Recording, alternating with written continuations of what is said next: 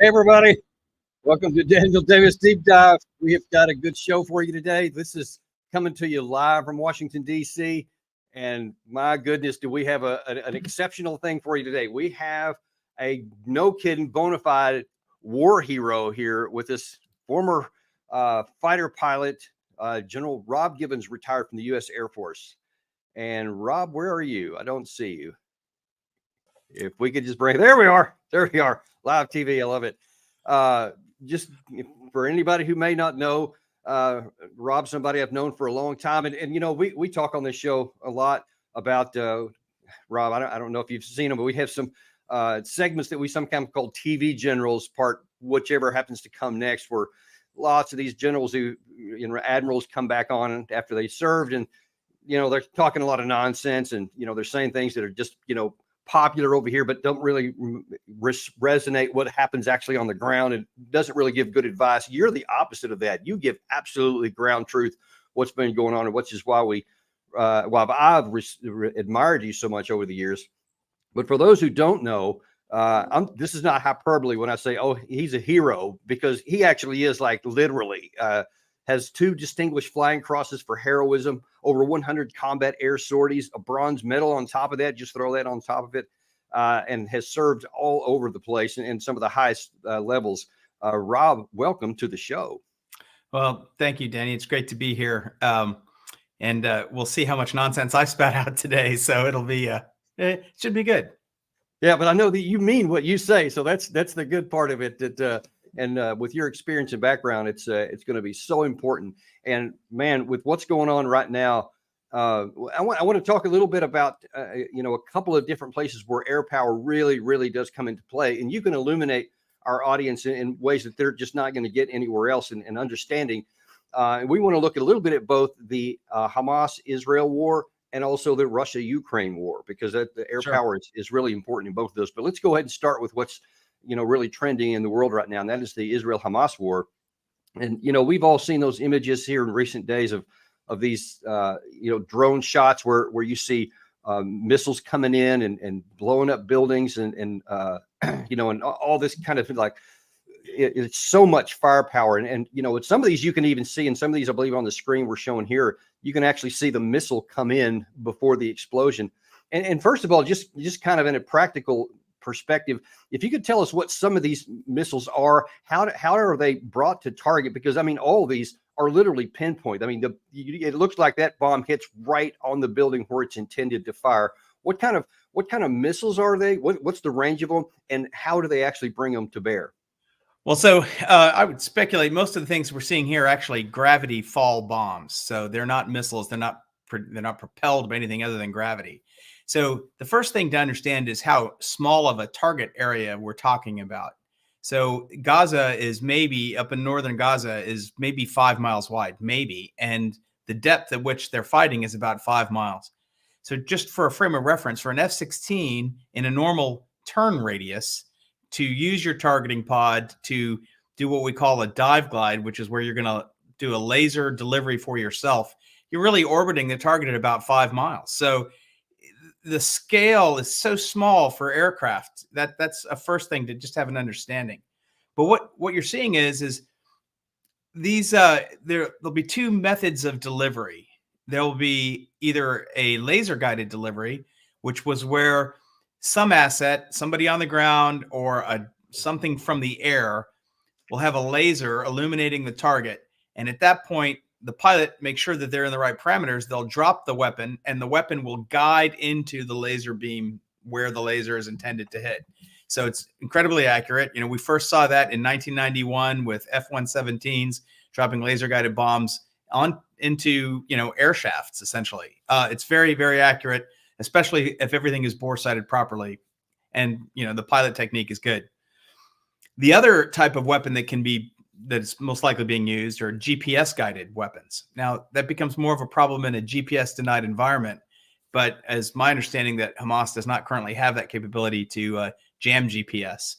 So in a GPS-guided environment, there's a possibility that some of these weapons are being released from aircraft not even inside the Gaza's airspace. They're still releasing over Israeli airspace, and those weapons can go, you know, easily go about 5-6 miles just from gravity fed.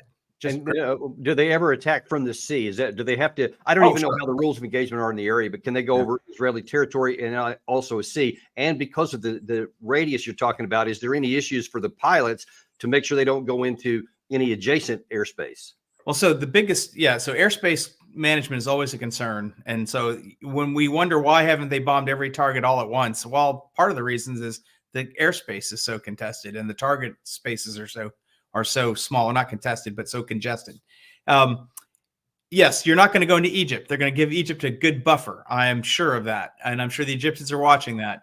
But going out over the water, absolutely. And then, you've got Israeli airspace on either side other than the water.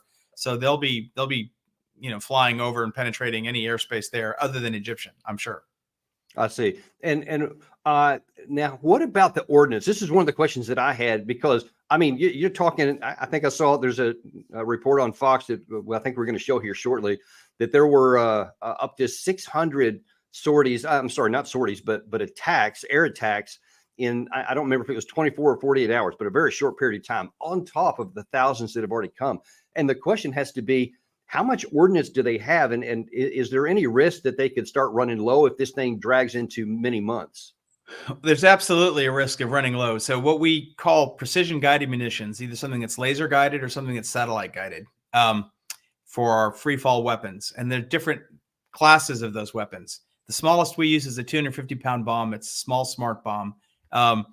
And I'm not sure if the Israelis are using those or not, but that's still a big bang. Most of the explosions we see are larger than that. They're probably using a combination of either 500, 1,000, or 2,000-pound class weapons. I would imagine that for the earth penetrating missions to try and take out tunnels or command centers underground, they're using 2,000-pound bombs with delayed fusing.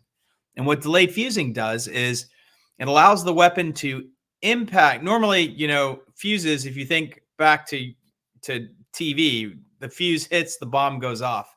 Well, there are ways to delay that, and you delay the fusing to allow the weapon to penetrate deeper into the target area. That's how you bust bunkers. That's how you knock out tunnels. And that's also, surprisingly, how you can limit collateral damage to structures around what you're trying to hit. What you hit is going to be destroyed, but the stuff around it might matter. And if you see some of these pictures, you wonder, why can some, like on the screen there, one building be completely destroyed and the other buildings around it not be gone? What's happened is they've put a weapon through the structure. It's probably gone down into the foundation of the structure. And as the explosion goes up, that building collapses, or, it pops out, whatever, but there's limited damage around. But make no mistake, there's going to be other damage.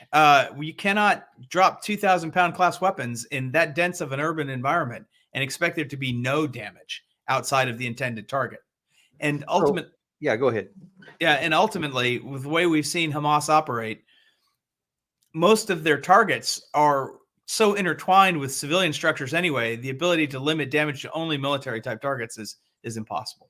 Right. Yeah.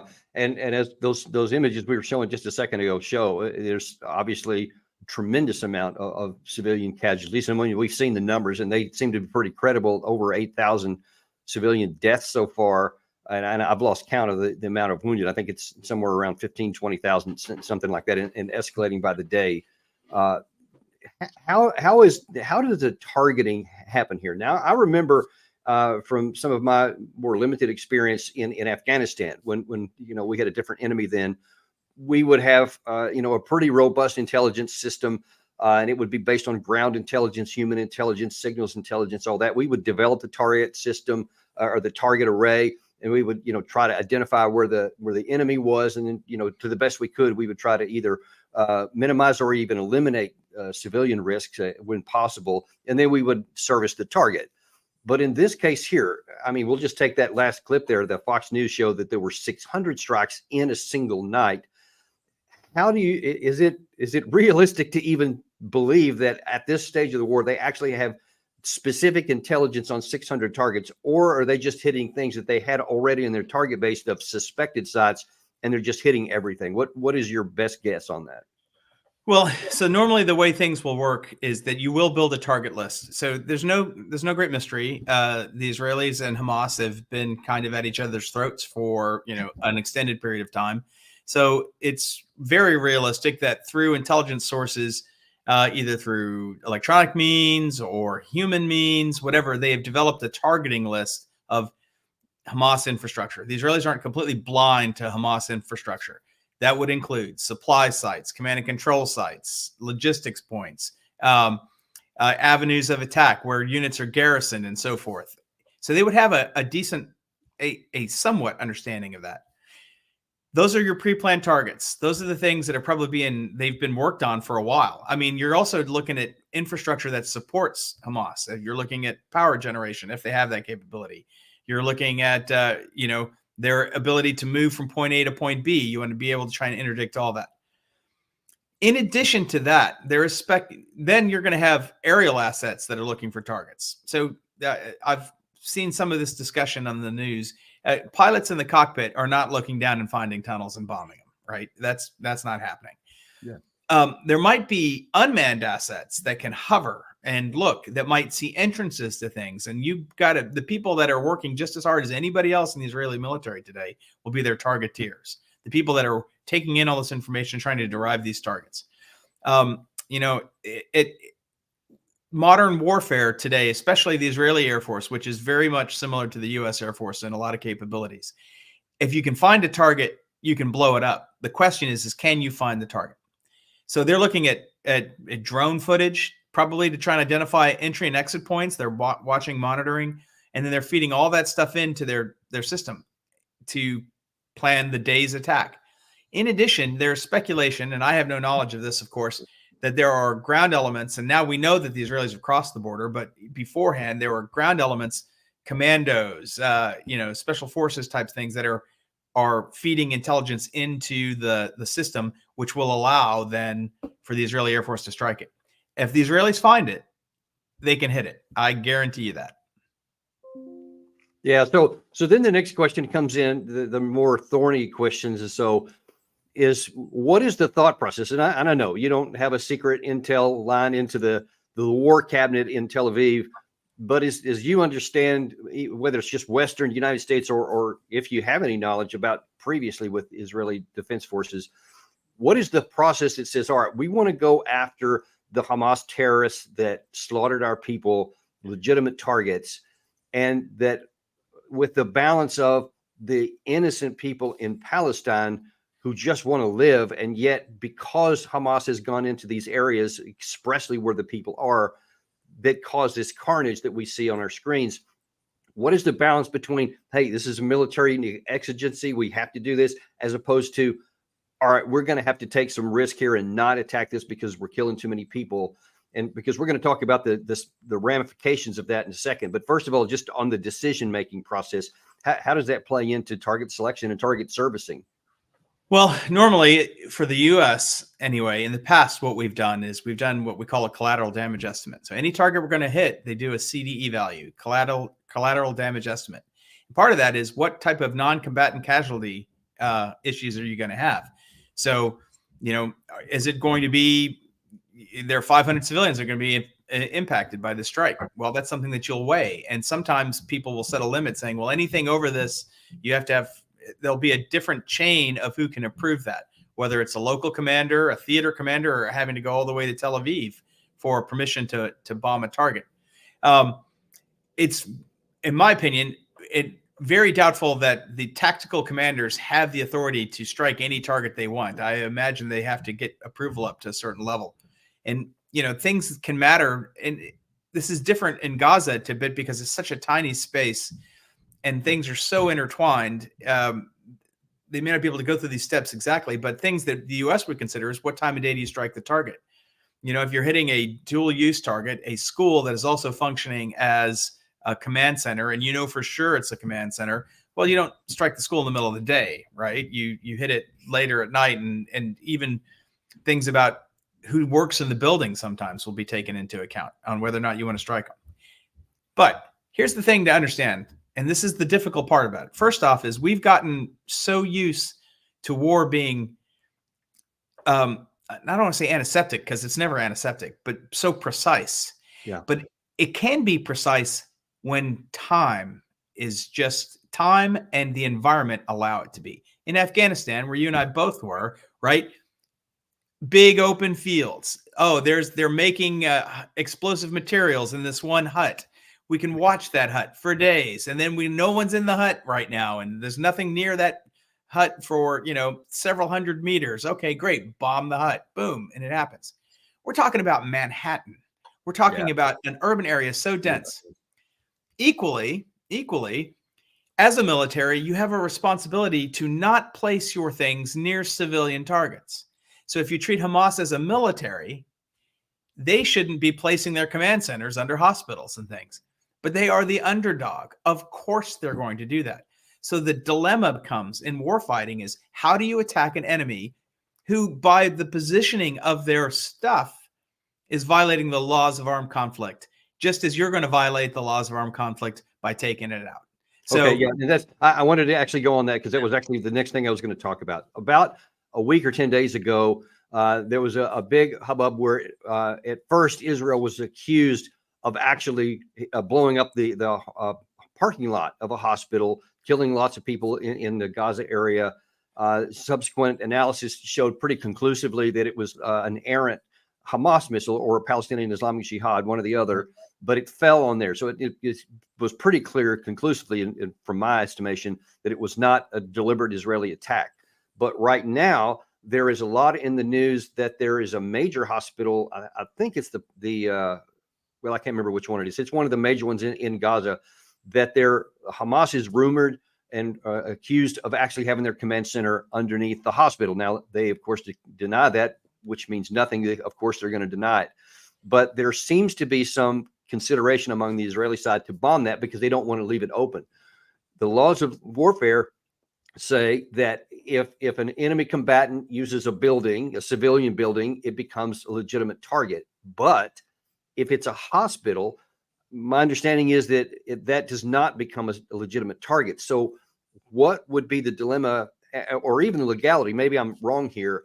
If Israel conclusively confirms that Hamas is operating under that hospital, but there are 14,000 people inside of it trying to get help, what are they required to do within the laws of warfare? Well, the first question is, what's really going to happen to them? It's not like the war police are going to come arrest them, right? So that's a decision that the Israeli, I would imagine that would have to go to the senior level of Israeli leadership, right, to the prime minister for any type of approval to do that.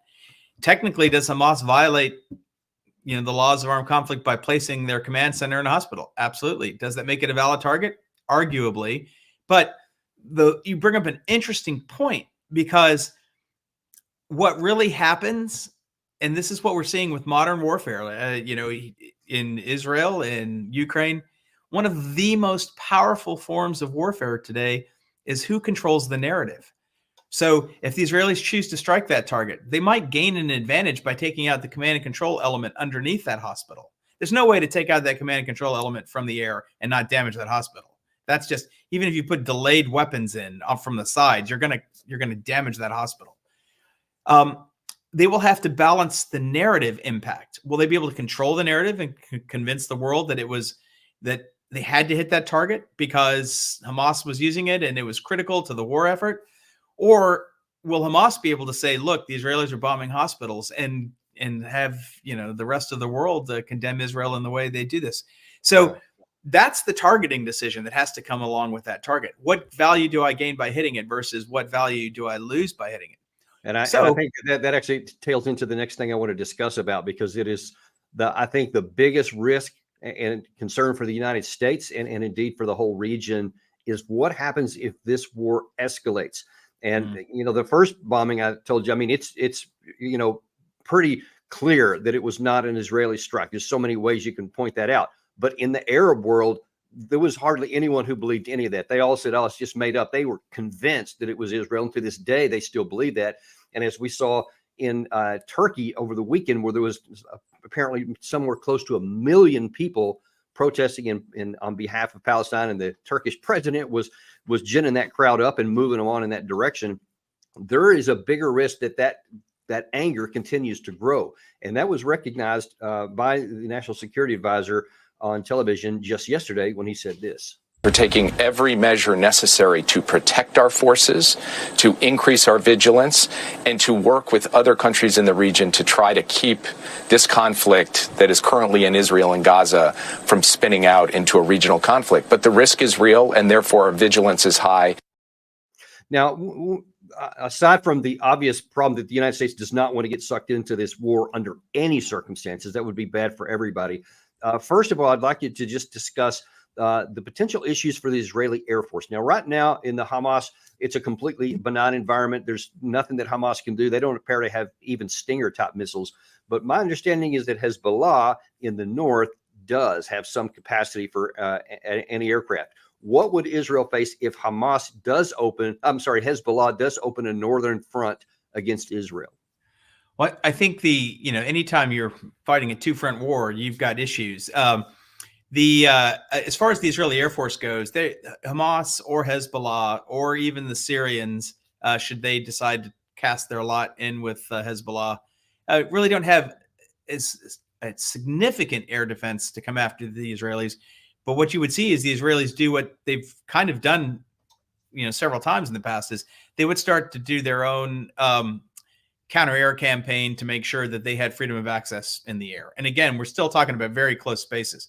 And one of the values of air power, not to have an air power commercial, obviously, but you've got fighters that can take off out of airfields in around Tel Aviv and go strike targets in Hamas in Gaza in the morning, land, and an hour later be over Hezbollah after they've been refueled and rearmed and bombing there. The distances are so short that the aircraft can go from one front to the other. I mean, several times in a day. That's an easy thing for them to do. And so what happens if Iran were to somehow, let's say this really did explode? What is the issue? I understand there's a lot of distance there.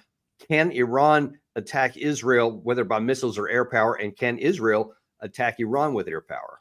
So this is the Israelis have modeled their deep strike capability after the United States. It's air power, it's manned aircraft, maybe some unmanned things, but that's their ability to strike targets long range and hold targets at risk.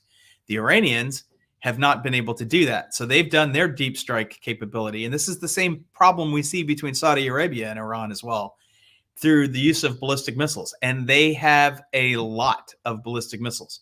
So the Iranians, should they decide to enter the war, would be able to barrage the Israelis with ballistic missiles. The Israelis have air defenses to try and help cut that, but we're not talking homemade rockets from Gaza now or whatever. Yeah. We're talking about ballistic missiles, decent technology. The Iranians have been working on this for decades. And it's one of the things that we fear for our forces. If you remember, actually, these Iranians did attack us after the General Soleimani hit. They attacked targets in Al-Assad, I think, with ballistic missiles, right? So the Iranians have the capability to do that. How long it would last, I don't know. Interestingly, for the Israelis to respond, should that happen, they're going to use manned assets. And what does that mean? You got to fly there, which they should be able to penetrate their way through Iranian air defenses. They're pretty sophisticated these days. I mean, they've got pretty late, they have S-300s, they have advanced Russian air defenses. But you got to fly over somebody's airspace. Yeah, that's what I was going to ask about the Iraqi airspace. In the past, Israel and Turkey had a good enough relation where they might have gone through Turkey, believe it or not, because the Turks aren't overly fond of the Iranians either. Now that's probably not going to happen, right? So go through Iraq. Well, maybe. How will the Iraqis deal with that? How does that work?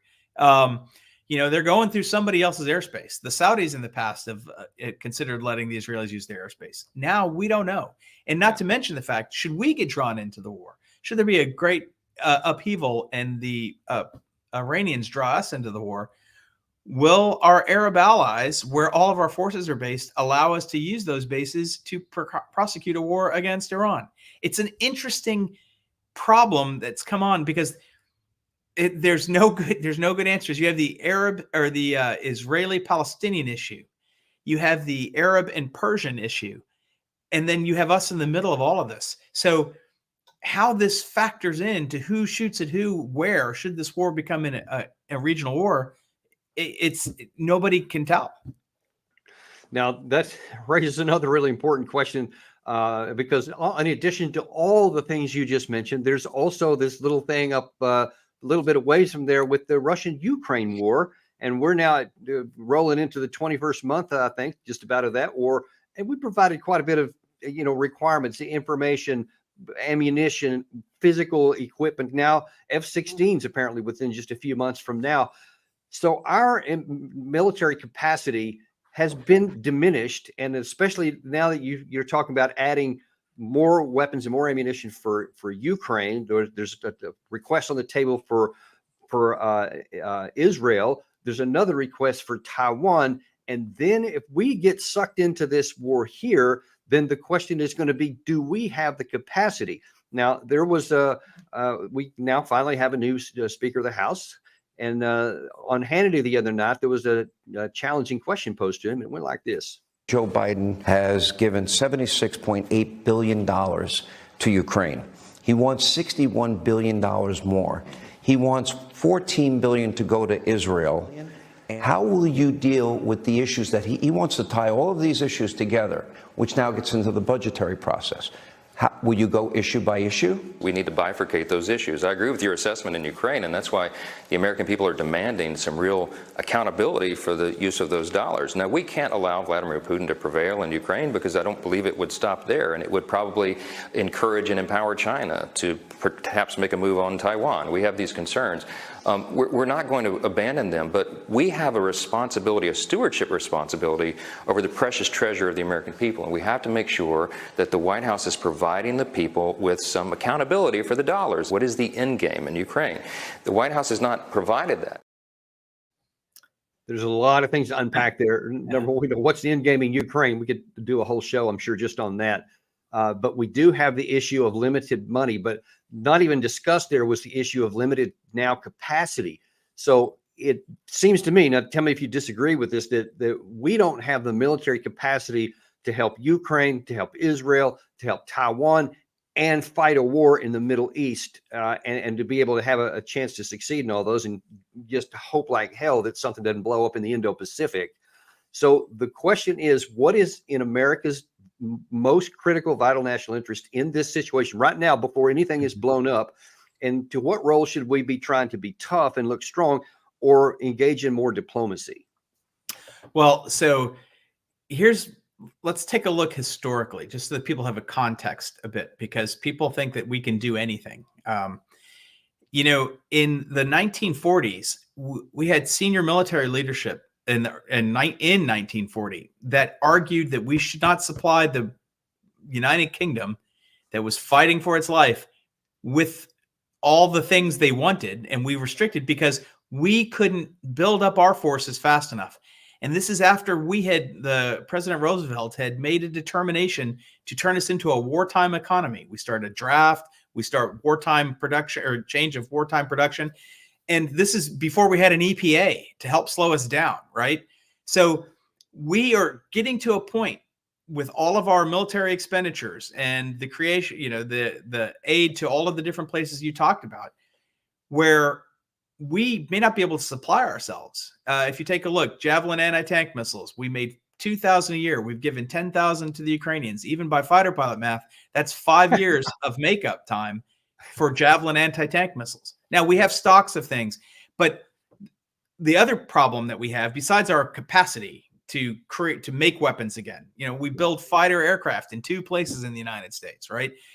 Despite our capacity, which is limited. The other problem is what the war in Ukraine is showing us is the majority of our planning. So all those foreshops, Danny, that we know, right? All the logistical planners for every U.S. war plan, I'm saying we're wrong. Because if we're fighting a peer competitor, the burn rate of munitions is going to be so significant that we're going to be out of things much faster than we thought. And that means precision guided weapons. That means, a whole host of things. And while we might still have large stocks of dumb weapons, for lack of a better term, using those now changes everything.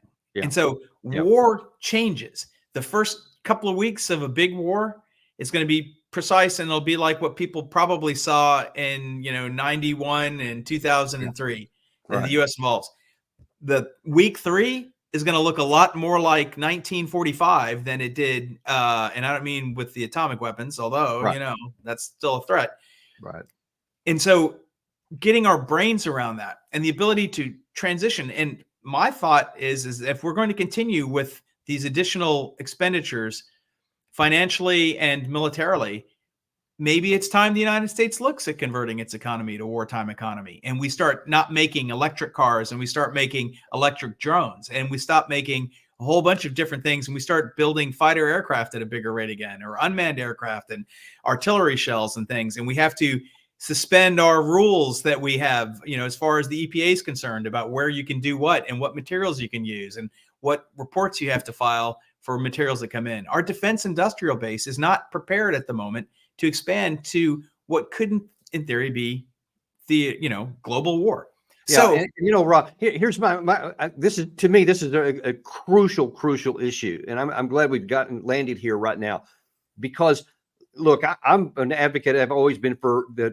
We should only use war in an absolute last resort, and only when our direct security has been threatened. And we could debate that left and right, but the issue is we have to do something different, because what we can't do is to continue on with this foreign policy that we have, where we try to do everything all over the place all the time and have a small industrial capacity base. Now, of course, there's always this issue about the military industrial complex is already so big and so bloated, but a lot of that are like these massive high dollar items that, can be gone quickly.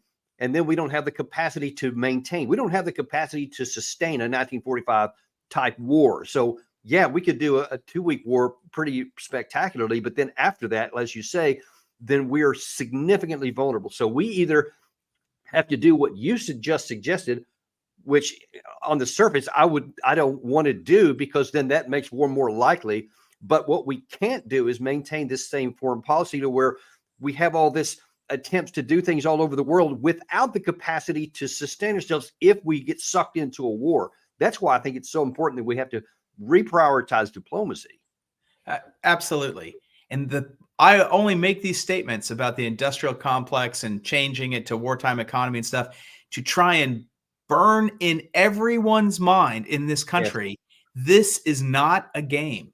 To every elected official on Capitol Hill, to everyone in the administration, to every American that watches the news or anything, none of this is a game. We need to start thinking critically and seriously and strategically. And we cannot act emotionally at every possible opportunity, because there's a lot of bad things that happen in the world, but we have to figure out how we're going to proceed through this. If the American people decide, you know what, we are going to be the world's policeman, we are going to end the wars in Ukraine, Israel, we'll defend Taiwan, we'll take North Korea out at the same time, fine. Let's vote on it. Let's get it out there. But all of our lives are going to change. And that's the basic problem. Unless you have been associated with the military directly, or a family member has, you do not understand what the impact is going to be. Sometimes you can't help it, right? And my concern with Iran currently is we've mismanaged those relations for the past several decades across administrations, that we're on a path that may be unavoidable. But if we could start focusing on diplomacy a bit and tell the world to take a deep breath and let's resolve some of these issues. And look, they're not going to necessarily come out 100% in our favor. And our elected officials have to understand that, do you want peace or do you want global war that we currently can't sustain? And here's why this is a problem. Here's why this is a problem to me. I think it was a couple of weeks now on 60 Minutes, President Biden was asked a version of this question, and here's how that went. Are the wars in Israel and Ukraine more than the United States can take on at the same time? We're the United States of America, for God's sake. The most powerful nation in the history, not in the world, in the history of the world. The history of the world. We can take care of both of these and still maintain our overall international defense. That's the problem. You just said that everybody in the administration, everybody in the Pentagon, all the Americans, we need to understand this is not a game. This is real. There are physical constraints. And yet that what he said, I'm sure that most people in America were going, yep, that's right. We are the greatest country in the history of the world. We can do anything. So there doesn't seem to be a recognition of the seriousness that you're talking about there. And that worries me. It's very worrying. So first, I do agree with the president. We are the greatest nation on the earth. And historically, we are fantastic. But we're not doing that, right? We are trying to maintain our standard of living. We're trying to maintain our concerns in the environment. We're trying to, make sure that we are fair in where we draw materials from and everything across the globe. But we cannot do that and fight the wars that they want us to fight with the equipment we want to fight. And it just isn't real.